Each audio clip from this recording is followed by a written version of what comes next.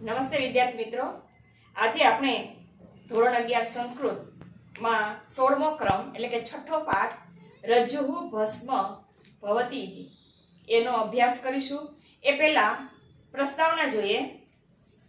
સંસ્કૃત સાહિત્યમાં પ્રાણીઓને પાત્ર બનાવીને અનેક નીતિ કથાઓ રચવામાં આવી છે। આપણે જાણીએ છીએ કે સંસ્કૃત સાહિત્યની અંદર જે નીતિ વિષયક વાતો કરવામાં આવી છે એ મોટા ભાગે પ્રાણી કથાઓ પર આધારિત છે અને એમાં પણ મુખ્યત્વે પંચતંત્ર અને હિતોપદેશ એ સંસ્કૃત સાહિત્યને જ નહીં પણ એક સમગ્ર વિશ્વ સાહિત્યમાં એક અજોડ કૃતિઓ બનાય છે અને એમાંથી એ બીજા દેશના જે વિદ્વાનો છે એને પ્રેરણા લઈને પોતાના દેશની અંદર નીતિ વિષયક એ કથાઓ રચી છે। એટલું જ નહીં પણ પંચતંત્ર અને હિતોપદેશની અંદર જે વાર્તાઓ છે એ વાર્તાનો અનુવાદ લગભગ વિશ્વના દરેક દેશની અંદર થયેલો હોવાનું મનાય છે। તમે પણ એ પંચતંત્ર અને હિતોપદેશની વાર્તાઓ એ નાનપણમાં પણ ક્યાંક ને ક્યાંક સાંભળી હશે અને એ પંચતંત્ર હિતોપદેશ જે નીતિ વિષયક વાર્તાઓ છે એના જે મુખ્ય પાત્રો છે એ પ્રાણીઓ હોય છે અને પ્રાણીઓ દ્વારા એ નીતિ વિષયક વાત બોધ એ આપણને પહોંચાડવામાં આવેલો છે અને એક અજોડ સાહિત્ય ગણાય છે। પંચતંત્ર અને હિતોપદેશ એ સમગ્ર સંસ્કૃત સાહિત્યનું જ નહીં પણ વિશ્વ સાહિત્યનું એ અણમોલ ઘરેણું છે, કારણ કે એની અંદર જે પાત્રો છે, જે પ્રાણીઓ છે એ મનુષ્યની જેવી બોલી બોલે છે। મનુષ્ય જેમ ઈર્ષા, દેખાય, રાગ, દ્વેષ એ બધી જ બાબતો એમાં નિરૂપિત કરીને એક અનોખી જ રીતે એ નીતિ વિષયક બોધ છે એ આપણને પરોક્ષ રીતે આપવામાં આવેલો છે। આ નીતિ કથાઓ ક્યારેક કોઈ ગ્રંથના રૂપમાં સંગ્રહિત થઈ છે।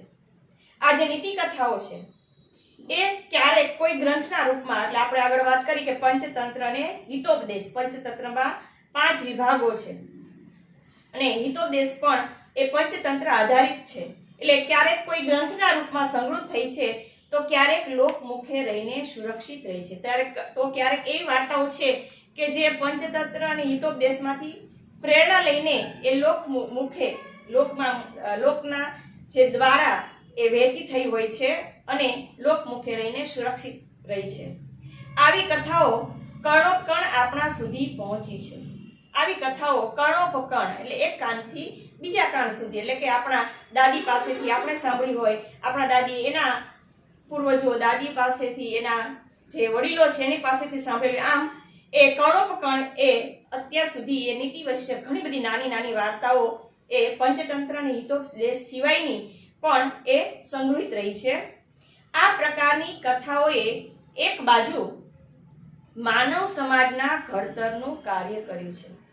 આ પ્રકારની જે કથાઓ છે એનું મુખ્ય કાર્ય શું હતું તો માનવ સમાજનું ઘડતર।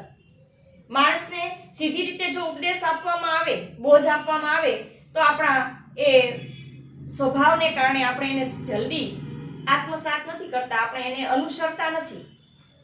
એટલે બીજી વાર્તા દ્વારા, એમાં ખાસ કરીને પ્રાણીઓની વાર્તા દ્વારા એ સરસ મજાની નીતિ વિષયક એ વાત દ્વારા એનો જે એક મુખ્ય આશય છે એ છે સમાજનું અથવા તો માનવ સમાજનું ઘડતર।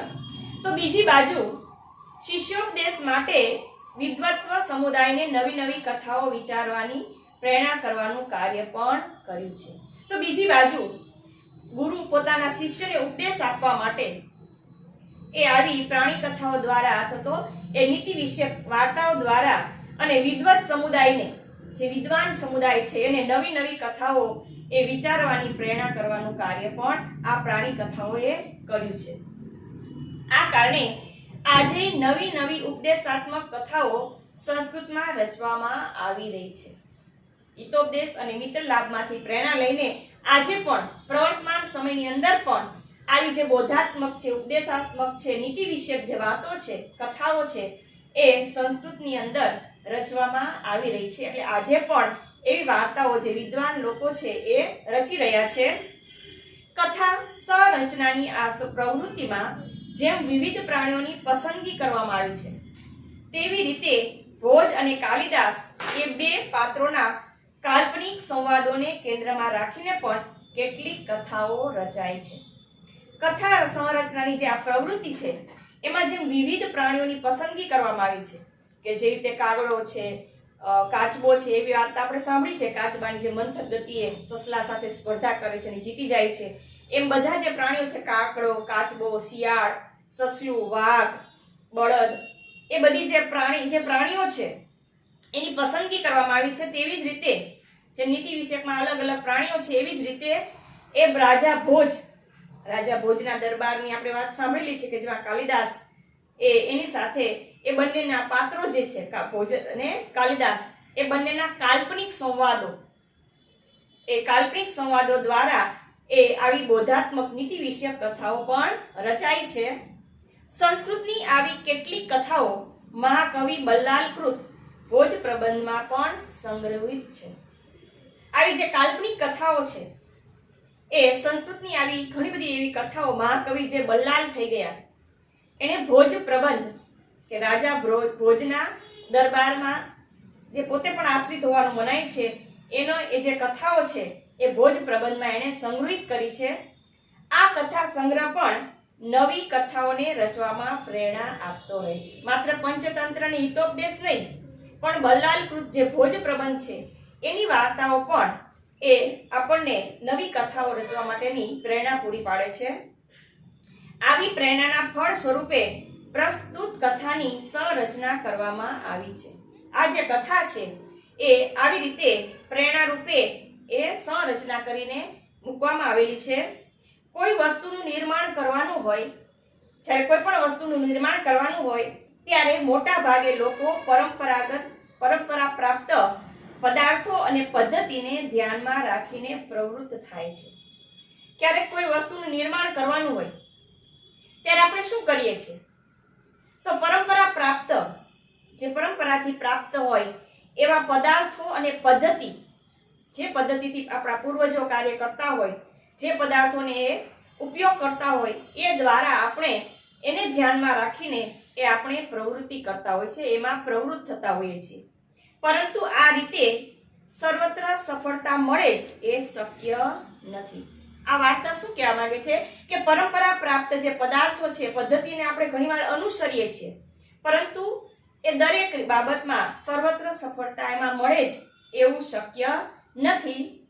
આવી સ્થિતિમાં પરંપરાથી વિપરીત પદ્ધતિનો પણ ક્યારેક આશ્રય લેવાનો રહે છે. તો આવી પરિસ્થિતિમાં શું કરવું જોઈએ? તો પરંપરાથી વિપરીત જઈને અન્ય કોઈ પદ્ધતિ દ્વારા એ આપણે આપણા કાર્યને એ ફળીભૂત કરવાનું હોય છે, એનો આશ્રય લઈને આપણે સફળતા પ્રાપ્ત કરી શકીએ છીએ. આ વિચારને કેન્દ્રમાં રાખીને ભોજ કાલિદાસની આ સંવાદાત્મક કથાનું ગ્રથન કર્યું છે.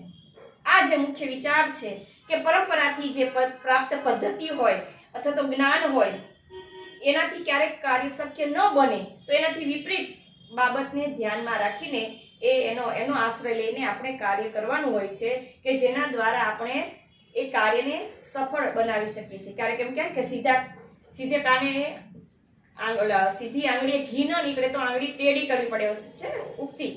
એમ જ્યારે સીધી રીતે કાર્ય ન થઈ શકે ત્યારે આપણે પરંપરાથી વિરુદ્ધ જઈને એ કાર્ય કરવું જોઈએ. એવો ઉપદેશ એ બાબતને ધ્યાનમાં રાખીને ભોજ કાલિદાસની જે આ સંવાદાત્મક એ કથા છે એનું ગ્રથન થયું છે. રાજા ભોજ ભસ્મમાંથી રજ્જુ બનાવવાનું કહે છે.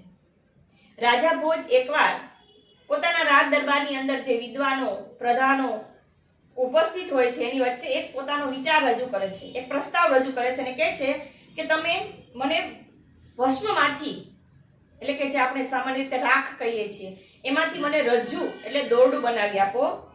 પરંપરાગત પદ્ધતિનો આશ્રય લઈને બધા ભસ્મ ભેગી કરીને રજ્જુને બનાવવાનો ઉપક્રમ કરે છે.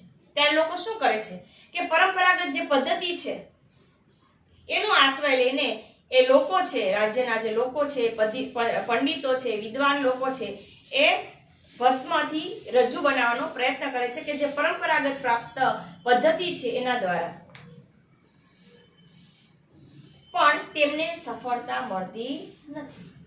પરંતુ પરિણામ શું આવે છે કે પરંપરાગત પ્રાપ્ત જે પદ્ધતિ છે એનો આશ્રય લે છે. અને પરંપરાગત પ્રાપ્ત પદ્ધતિ કઈ? તો સામાન્ય રીતે આપણે રોટલી બનાવવી હોય તો સૌથી પહેલા આપણે એને લોટ બાંધીએ છીએ અને એનાથી આપણે એ લોટને હાથ વડે મસળીને એના નાના નાના લુવા કરીએ છીએ. એ પદ્ધતિ આપણી પાસે જે પરંપરાગત પ્રાપ્ત છે એનો લોકો ઉપયોગ કરે છે અને ભસ્મની અંદર પાણી મેળવીને એ દોરડું બનાવવાનો પ્રયત્ન કરે છે. પરંતુ પરિણામ શું આવે છે કે જ્યારે દોરડું બનાવે ત્યારે એ રાખ છે એમાં પાણી એ મિક્સ થઈ શકે નહીં અને એને કારણે એ પાણી અને રાખ એ જુદા પડી જાય અને દોરડું બની શકે નહીં. એટલે લોકો જે છે આ પરંપરાગત જે પ્રાપ્ત પદ્ધતિ હતી એનો આશ્રય લઈને દોરડું બનાવવાનો પ્રયત્ન કરે છે, પરંતુ એમાં સફળ થતા નથી. કારણ કે પાણી છે એ શોષાઈ જાય એટલે રાખ પાછી હતી એવી ને એવી એ જીર્ણ વિશીર્ણ બની જાય અને પરિણામે જે દોરડું પ્રાપ્ત કરવાની જે ઈચ્છા હોય એ લોકોની ફળીભૂત થાય નહીં અને પરિણામે એ લોકો નિષ્ફળ ગયા. છેવટે કાલિદાસ આ કાર્ય કરી બતાવે છે. રાજા કાલિદાસને કહે છે કે તમે મને રાખમાંથી દોરડું બનાવી આપો. ત્યારે કાલિદાસ એ પોતાની બુદ્ધિ અને ચાતુર્યથી એ કાર્ય કરી બતાવે છે. તે ભસ્મમાંથી રજ્જુ બનાવવાને બદલે રજ્જુને જ ભસ્મ બનાવે છે. તે શું કરે છે કે ભસ્મમાંથી રજ્જુ દોરડું બનાવવાને બદલે એ દોરડાને જ ભસ્મ બનાવી દે છે. આ રીતે ભોજની ઈચ્છાને સંતોષે છે. આ બાબત તમે સમજી ગયા હશે કે દોરડું છે એને એમનામ રાખીને એ તાસની અંદર થાળીની અંદર એ દોરડું મૂકે છે અને એને સળગાવે છે અને જે અવસ્થામાં દોરડું હોય એ જ અવસ્થામાં એ રાખ રૂપે પછી એને સળગાવવામાં આવે એટલે રાખ રૂપે એ જ અવસ્થામાં રહે છે અને એ રાખ છે એ થાળી સહિત રાજા ભોજ પાસે કાલિદાસ લઈ જાય છે અને કહે છે કે આ લ્યો મેં તમે કયા પ્રમાણે રાખમાંથી દોરડું બનાવી આપ્યું. એટલે કાલિદાસની આ ચતુરાઈ અને હોશિયારીથી એ રાજા ભોજ પ્રસન્ન થાય છે, ઇનામ પ્રાપ્ત થાય છે એવી આખી વાત આના દ્વારા આપણને પ્રાપ્ત થાય છે. આ રીતે ભોજની ઈચ્છાને સંતોષે છે અને પુરસ્કાર મેળવે છે. માણસે સતત યાદ રાખવાનું છે કે પુરુષાર્થી અને બુદ્ધિમાન માણસને માટે સંસારમાં કોઈ વસ્તુ અસંભવ નથી. આ કથા આપણને શું ઉપદેશ આપે છે કે આપણે સતત યાદ રાખવાનું છે કે પુરુષાર્થી જે માણસ છે અને જે બુદ્ધિમાન માણસ છે એના માટે કોઈ વસ્તુ અસંભવ નથી. કે જે માણસ સતત પુરુષાર્થ કરવા માટે એ તમન્ના ધરાવે છે, બુદ્ધિમાન છે, પોતાની બુદ્ધિનો એ અવળે માર્ગે ઉપયોગ ન કરે. ઘણીવાર માણસ બુદ્ધિમાન હોય પણ એ પોતાની જે બુદ્ધિને છે એ સીધા માર્ગે ન લઈ જાય અને પરંપરાગત પ્રાપ્ત પદ્ધતિ દ્વારા એ કાર્ય સફળ કરવાનો પ્રયત્ન કરે તો પણ ક્યારેક એને નિષ્ફળતા પ્રાપ્ત થાય છે. આવી રીતે માણસે ચતુરાઈપૂર્વક પુરુષાર્થી એવા માણસે ચતુરાઈથી બુદ્ધિનો ઉપયોગ કરીને એ સંસારની અંદર કોઈ એવી વસ્તુ નથી કે આપણે એને પ્રાપ્ત કરી શકીએ નહીં. એ ઉપદેશ અહીંયા આપણને પ્રાપ્ત થયો છે. તો વિદ્યાર્થી મિત્રો, આ પાઠ છે સંસ્કૃત છે એ તમે વાંચી લેજો. આપણે આગામી એ પીરિયડની અંદર એનું ભાષાંતર કરીશું.